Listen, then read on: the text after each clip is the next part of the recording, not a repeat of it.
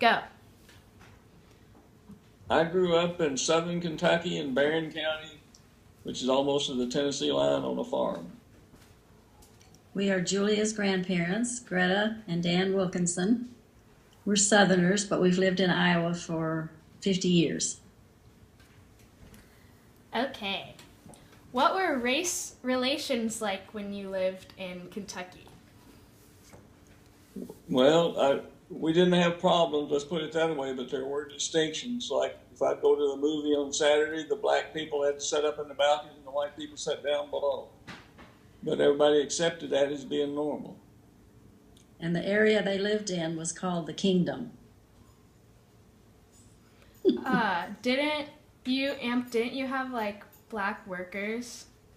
Yes, Yeah. but there were white workers right with them. I mean, Yeah. we were all together, working together. So were you like just like friends with them? My playmates were all black, just about, because they lived on the farm. Yeah. Were there students of both colors at your high school? Like what was school like? Not at all. No?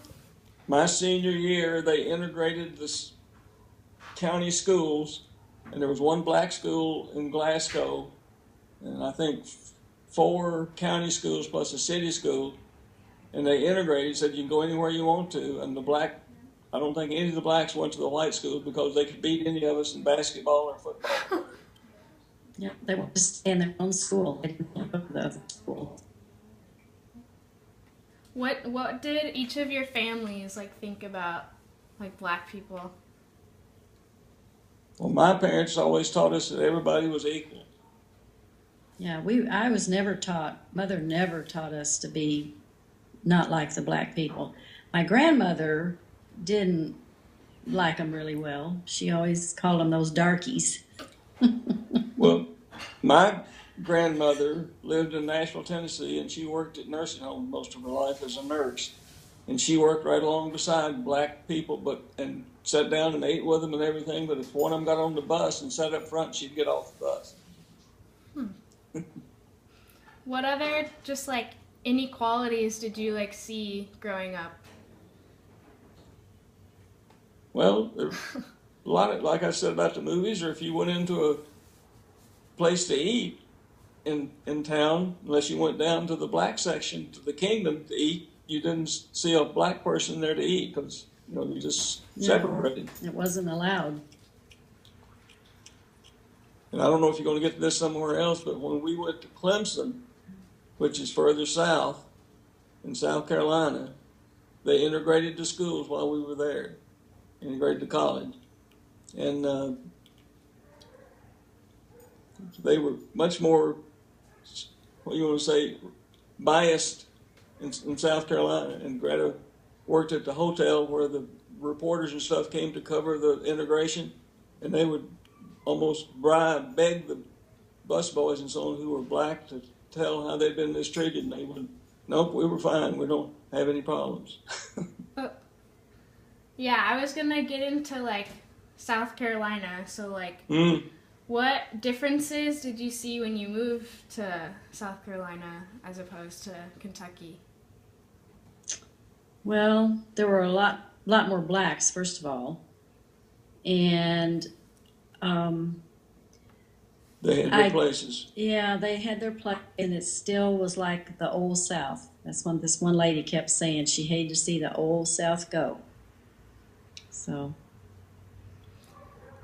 did you see any like famous people when you work at that like hotel? You see a lot of interesting things?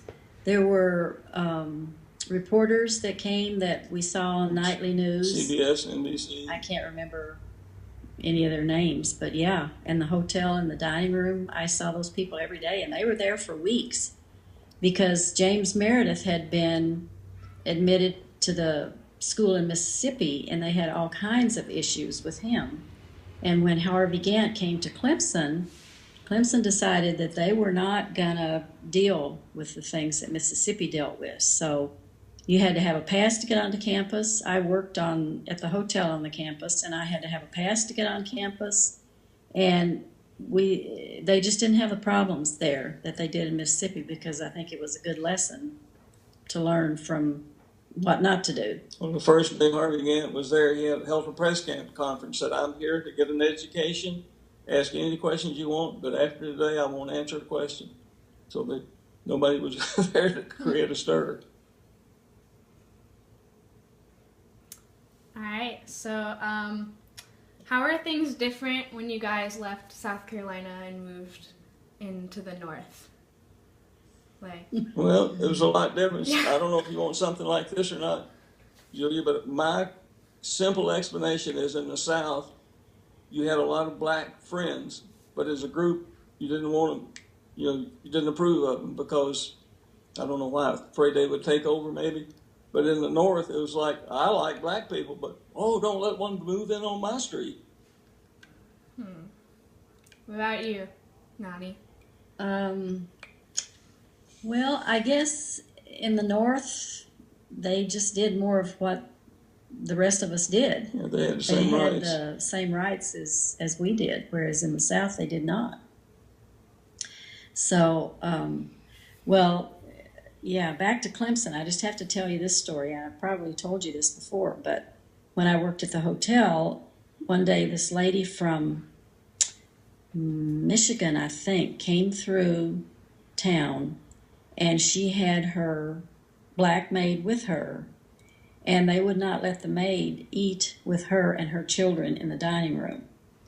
And she had to eat back in the kitchen, all the way back in the kitchen. I remember that well, seeing her sitting back there eating her lunch in the kitchen by herself. So in the North, we just didn't see any of that when we got to Illinois.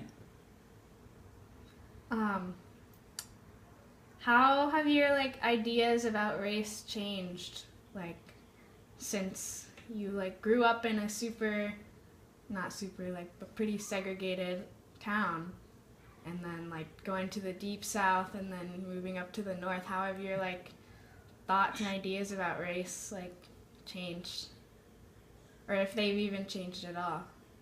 Well, mine really haven't, because I always thought it was terrible the way they were treated. And so I don't think my ideas about them have changed. I'm just glad that they have more rights now, because it was terrible then. I've never been able to understand how they could, sit at a lunch counter and be pushed and shoved and spit on and so on and not hit back, the peaceful demonstrations and so on. So I give them a lot of credit for that. Though there's, as they said in the South, there's some uppity blacks, that didn't know how to act, because they were used to use yes sir, no sir. All right. Is there anything else? Any other interesting things?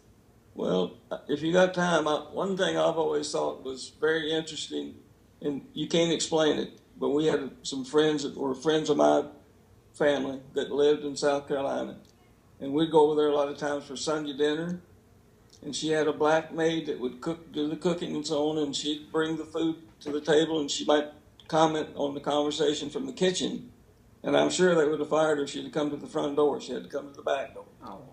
And when the old man in this family died at the funeral, and this